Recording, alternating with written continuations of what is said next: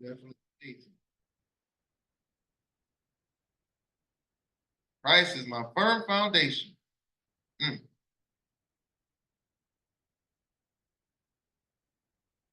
He really is amazing. So, like I said, put your faith in him and you'll have that solid foundation. And today we're going to talk about saving faith. Faith that can save you.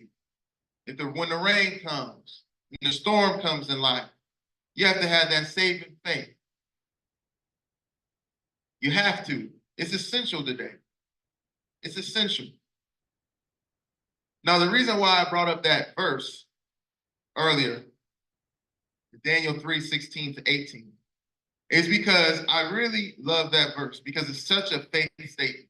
And to me, it's one of the greatest faith statements in the Bible. They said, King Nebuchadnezzar, we do not need to defend ourselves before you in this matter. If we are thrown into the blazing furnace, the God we serve is able to deliver us from it, and he will deliver us from it, your majesty's hand. But even if he does not, they say even if it does not, we want you to know, your majesty, that we will not serve your gods or worship the golden image you have set up. So what that really was about was the three Hebrew boys, Shadrach, Meshach, and Abednego, also known as Hananiah, Azariah, and Shananiah. Those were their names. Those were their Hebrew names. But Nebuchadnezzar changed the names to Shadrach, Meshach, and Abednego. So everybody knows about those names. But the point is, they were being forced to bow down to a gold statue set up by King Nebuchadnezzar. They were being forced to do that. And if they didn't do it, they were going to get thrown in a blazing furnace. Okay? But they had the faith to say that. They didn't know if they were going to be saved or not. Because they said, even if God doesn't deliver us, they're like, we know he can deliver us. Let's get that straight right now. But even if he does not, we're still not going to bow. Because they had a firm foundation. You don't start off that way when you get saved. That takes years and years of walking with the Lord. That's what that takes to get to that. But that's the saving faith. We're going to return to the story later to see what happened to Shadrach. Because they were thrown in the fire. We're going to come back to that story and explain saving faith. Now, what is faith? According to the Oxford Dictionary, faith is a complete trust or confidence in someone or something. You can have faith in many things. For example, when you wake up and you go in your car and you drive down the road and you're driving, you know how sometimes you're driving up a hill. You can only see your side of the side as you're driving on your side, on your end of the street. But you can't see what's coming up over that hill. You don't know if that other person is driving on your side or not. It takes faith to be able to even drive your car up that hill. And believing that the person is not on the wrong side of the road won't run into you. That takes faith right there. It takes faith just to get in your car and drive and know that someone else driving crazy isn't drunk or isn't going to run into you. Or take faith in your car that you know that your car won't break down when you drive around, or your tires won't bust. Think about how many things in a road that can bust your tires, but it never happens. It happens sometimes, but not every day. You know, that takes faith to do that. It also takes faith. People put faith in airplanes. Think about it. You got this ton vehicle, machine that takes off with everybody on it. And everybody has natural faith that the pilot ain't under the influence, that it's not going to fall down. You have faith enough to get on that airplane, right? That's faith right there. People even put faith in the lottery. They like, oh, I know my number coming, and I'm gonna play it. And they play that religiously. People put faith in that. People put faith in superstition. I mean, how many people you know talk about, you say something, say something positive about somebody or something, and they say, oh, don't jinx it. Don't jinx it. I know y'all heard of that term, don't jinx it. But what that does is that put faith in your jinx and not in your words. Because my God says that out of the abundance of the heart, the mouth speaks. And that the word of your mouth, what you say out of your mouth, got the power of the tongue is the power of death and life, is in the power of the tongue. And what you speak, if you love the fruit of what you say, then you don't have to worry about what you say. You can speak positivity to things. When you speak positivity, it will manifest because you're speaking it out of your spirit. So my point is, people do have faith about certain things. It's just, where do you put your faith at? Where should you put your faith? Where should you put this faith at? It's faith that might be in the wrong things, but that's still faith. Like, for example, I had a thing when I was growing up. I had this thing about Friday the 13th. Friday the 13th, I wouldn't go nowhere. But I was afraid because I was superstitious. But that's fear, and that's not of God. That's an example right there. But I have faith, if I went out on Friday the 13th, something bad would happen. So I stayed inside. But that was working in the wrong mindset. I had faith in the wrong thing. I had faith in superstition. And superstition leads you to fear. And fear leads you to not wanting to worship the Lord or get into your word. Because when you get into your word, you can't have fear and faith at the same time. You can only have faith. So this is basically what faith is considered to the world. That's worldly faith. When you have faith in things that really can't hold you up, but it's still faith. I want to talk about saving faith. That's what I want to talk about today.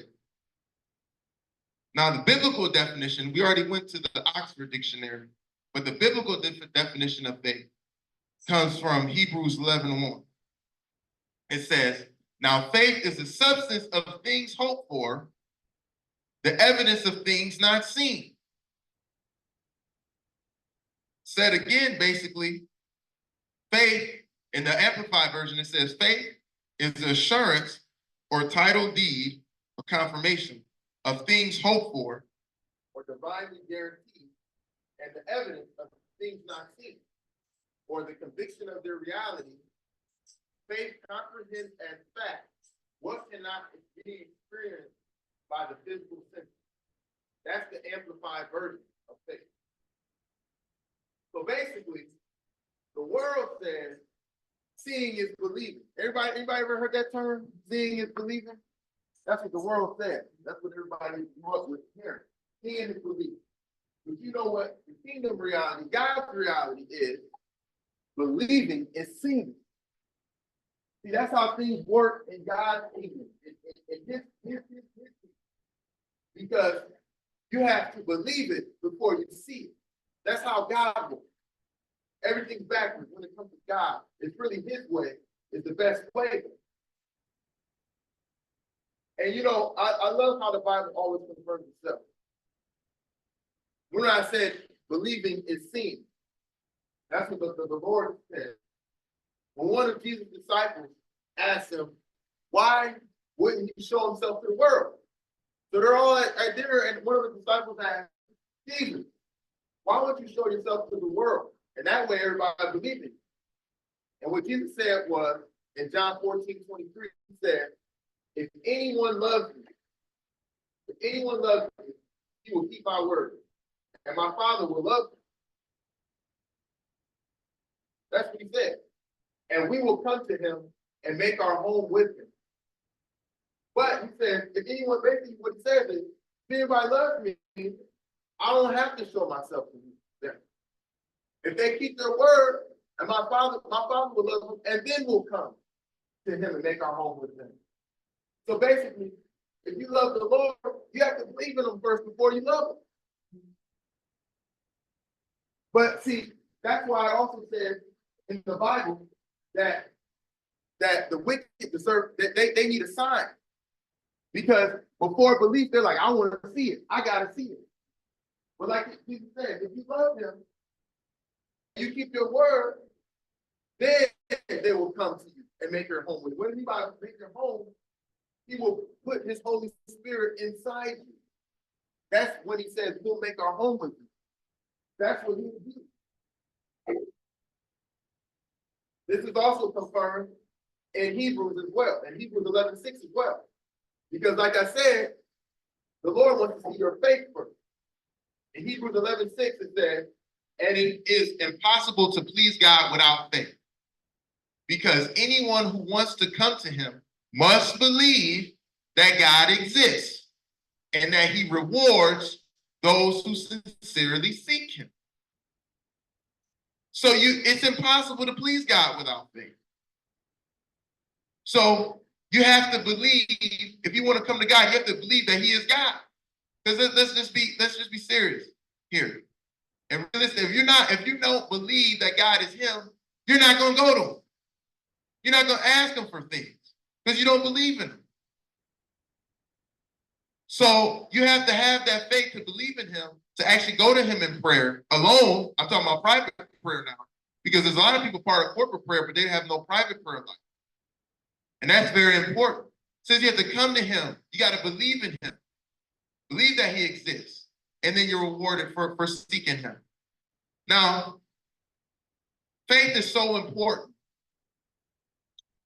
I'm going to give you two examples of situations that was said to amaze Jesus when he was on earth. I'm going to give you two examples. Because Jesus is amazing himself.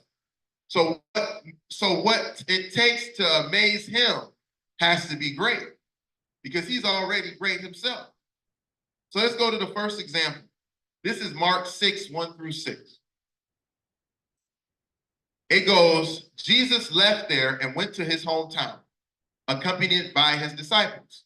When the Sabbath came, he began to teach in the synagogue. And many who heard him were amazed. They said, where did this man get these things? They asked.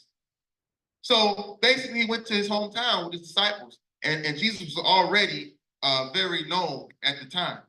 So he goes to his hometown, and you would think you go into your hometown, you're going to be praised, right? Because all the people know you. They know where you're from. But this is what happened. The people were like, where did this man get these things? They asked. What's this wisdom that has been given to him? What are these remarkable miracles he is performing? So they weren't denying that he wasn't performing miracles. They knew he was performing miracles, but they still were taking offense to that. They said, isn't this the carpenter? Don't we know him? Isn't this Mary's son? And the brother of James, Joseph, Judas, and Simon? Aren't his sisters here with us? I mean, how many times have you heard someone say, oh, that's Donovan's brother? You know, that's just that's little Kim's sister. That's Bonnie's cousin, because they know him, and all they know him is from that perspective, because that's his hometown. Those are people that knew him. So they took offense at him. They're like, we know your roots. We know where you come from. You aren't no amazing rabbi. You weren't taught by the religious leaders. We know you. Our brothers and sisters are here. We know your brothers and sisters. We know your family. What are you? Who are you to try to act like you a big shot? That's basically what they were saying. Even though he was doing remarkable miracles. We see the miracles, but we don't care because we know who you are. But Jesus said to them, a prophet is not without honor except in his own town, among his relatives, and in his own home. And get this, he could not do any miracles there except lay hands on a few sick people and heal them. And then it says, he was amazed at their lack of faith. So he was amazed that their faith lacked that much. That amazed Jesus. Let's go at another example. This is the second example of what amazed Jesus. Matthew 8:5-10. When Jesus had entered Capernaum, now he's going to Capernaum now, not his hometown. He's in Capernaum. And that's where he based all of his ministry. It's in Capernaum. A centurion came to him asking for help. So the centurion is a Roman, basically a Roman general or person who basically has authority over soldiers. He has authority in the Roman army. So the centurion came to him and asking for help. He says, Lord, he says, my servant lies at home paralyzed. He's paralyzed. He's suffering terribly. Jesus said to him, this is what Jesus said. He said, shall I come to heal him? But the centurion said, he said, Lord, please, I don't deserve to have you come under my roof. He knew what he dealt with. He thought he was undeserving because of the sin that he dealt with. So he said, and maybe it didn't feel like he was undeserving because of sin. Maybe he just felt that Jesus was so high, he didn't deserve to have him come into his home. But anyways, he said, but just say the word, and my servant will be healed. So he said, Lord, basically said, Lord, I've seen you touch people and heal people and all those things.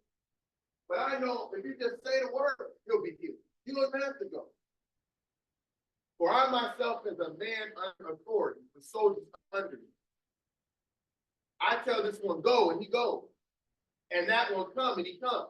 I say to my servant, do this, and he does it. So this centurion basically was saying, I know authority. I know authority because I have to tell people what to do. I have to tell people where to go. And then he said, because I know authority and how authority works, and I know you're basically the authority over everything, spiritual and physical, I know if you just say the word, it will come to pass. And he understood the physical and the spiritual one. That's the biggest thing. But he also wasn't an Israelite. He was a centurion. So Jesus is like, when he heard this, Jesus was amazed. And he said to those following him, truly I tell you, I have not found anyone in Israel, all of Israel, with such great faith. That's how much great faith this person had. But he said he was amazed. He was amazed that he had so much faith. So we talked about two things that amazed Jesus. The lack of faith in his own hometown. The fact that people could have such lack of faith and they're from his hometown. And then the amazement that this centurion, who's not even an Israelite, has so much faith. That amazed me. Do you want to amaze Jesus? You know what you got to do? Have amazing faith. And that will amaze him. You want to please him? That's how you please him. This is also the reason why sometimes, many times nowadays, we don't see a lot of miracles in the church. Remember I said in the first example, it said that Jesus couldn't do any miracle in that time. Now this is Jesus, okay? He can do all things. But it says he couldn't do any miracle in the town that had no faith, except lay a few hands on some sick people and heal. Because their faith wasn't there. So it had nothing to do with Jesus. We know Jesus is perfect. We know he's the King of Kings, and nothing for him to heal someone. But he couldn't do the miracles in Nazareth because the people lacked faith. And people are like, oh, well, why aren't we seeing in America, which this does happen in a lot of places around the world as well, too, and in certain places. Why haven't we seen people raised from the dead?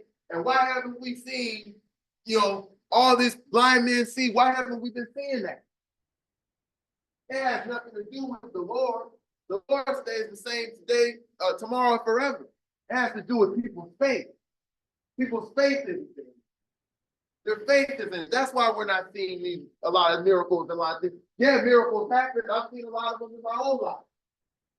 But the reason why they're not on display like they used to do in the book of Acts, at least in this country, is because people's lack of faith. And you better believe people are being raised to dead a lot of times in Africa. That happens a lot. But those people in the Middle East, those things happen almost like every day, like clockwork.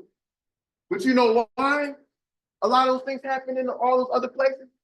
Because it takes faith just to say you're a Christian there. You know why? Because you say you're a Christian in the Middle East right now, you're liable to be stoned, have acid. Oh yeah, don't be a woman over there. They'll throw acid in your face, do all kind of stuff. You're liable to be stoned, do all those things if you come out for Jesus.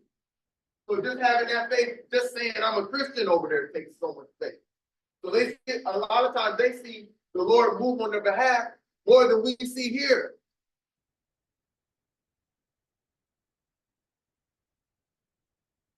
I'll give you an example of some faith, things that I dealt with in my life.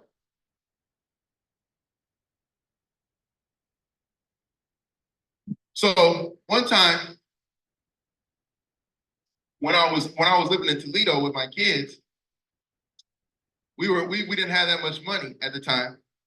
And I remember my daughter, she was like on her last diaper. I mean, literally her last diaper. And we had no diapers. And it was towards the end of the month. You know how that is. You wait for that, the first of the month to come so you can get your money. So you have to make stuff stretch.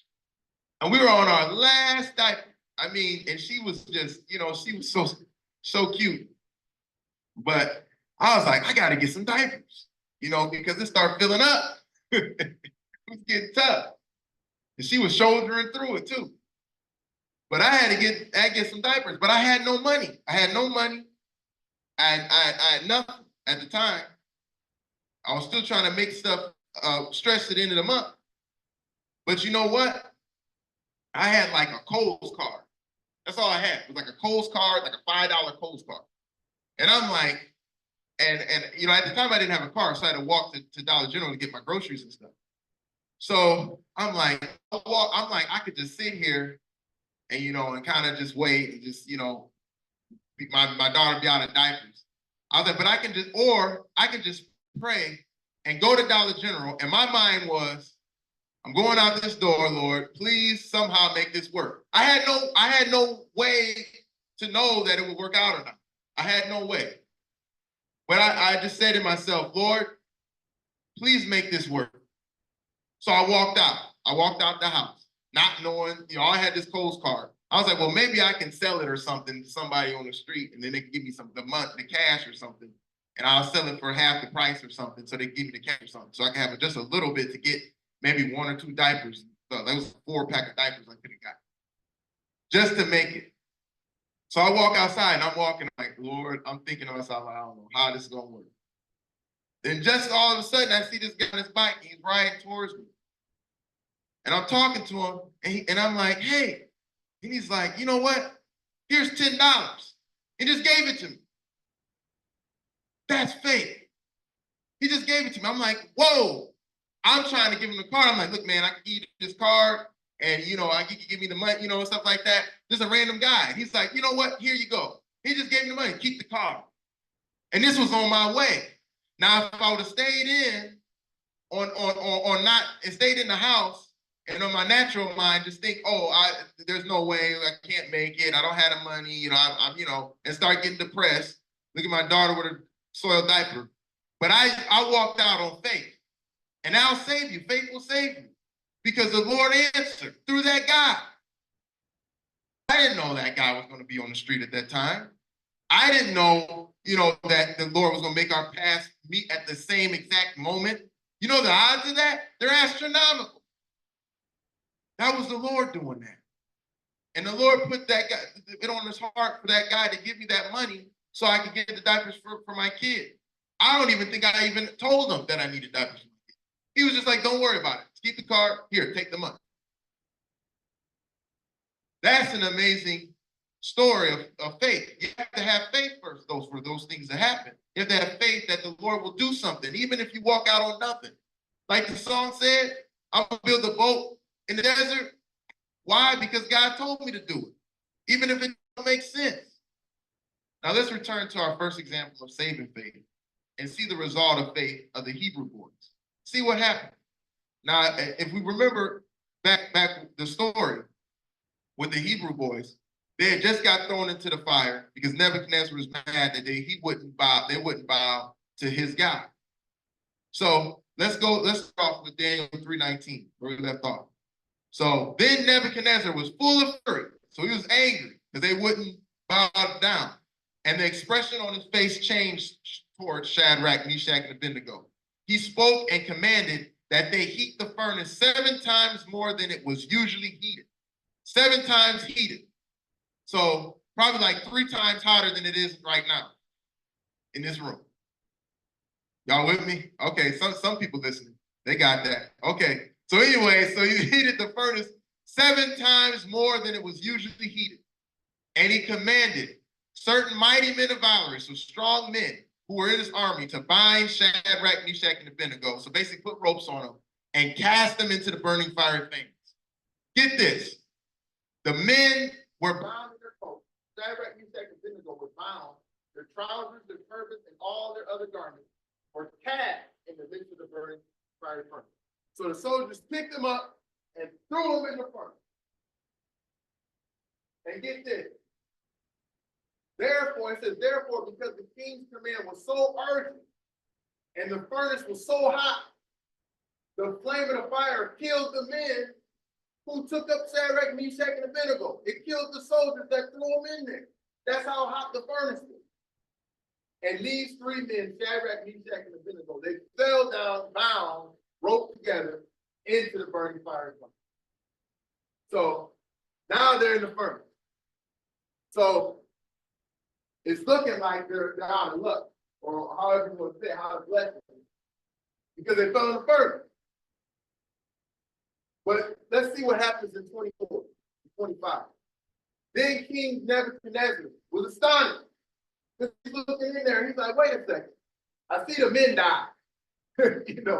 So all the focal point is on them. Because they saw the soldiers already dead now. So they're like, they fell in and they looking. And he's like, wait a second. Saying to his counselors, did we not cast 3 men bound in the midst of the fire? The answer said to the king, oh, true, O king, this is what we did. That's how they spoke back then. King said something, people always said true. No matter if it was true or not. They always said the same. That's how. But they said true, O king. This stance, it was true. True, O king. And then he said, look, he's looking at the furnace. I see 4 men loose, and they're walking in the midst of the fire, and they're not hurt. Now remember, it said 3 went in the fire. And when they looked, they saw 4. I wonder who that other person was. Let's keep reading. He said, look, he answered, I see 4 men loose walking in the midst of the fire. They're not hurt. And the form of the 4th is like the Son of God. Now, this is the Old Testament now. He said, like the Son of God. He's saying this is a pagan man basically admitting that he sees the form of the Son of God in there with them, protecting him. A lot of people think Jesus was just manifest at birth on earth, but no, he was there from the beginning. And this is an example of him in the Old Testament. It's called a pre-incarnate form of Jesus. That's what it's called. That's what was there right there. Protecting Shadrach, Meshach, and Abednego in the flame.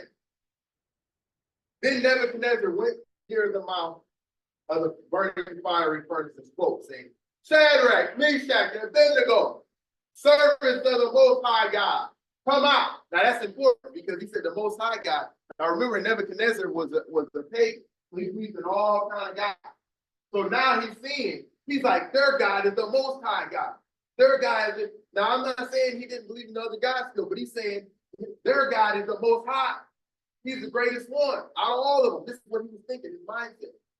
Servants of the Most High God, come out and come here. Then guess what? Shadrach, Meshach, and Abednego came from the midst of the fire. And the satraps, administrators, governors, and king's counselors gathered together. And they saw these men on whose bodies of the fire had no power. They said the fire had no power over them. That's because the Lord was covering. It says the hair of their head was not singed. And get this, nor were their garments affected. And this is the most amazing thing I think in this account. It says that the smell, even the smell of the fire was not on them. Isn't that amazing? Now, I don't know about y'all, if y'all ever been to a party and somebody's smoking, or not even at a party, somebody's smoking around you inside. Soon as you don't smell it then, But as soon as you walk outside, you're not the one smoking. You're just in the area. But as soon as you walk outside and the fresh air hits you, you can smell that smoke. It's all in your clothes. It's all in your pants. It's everywhere.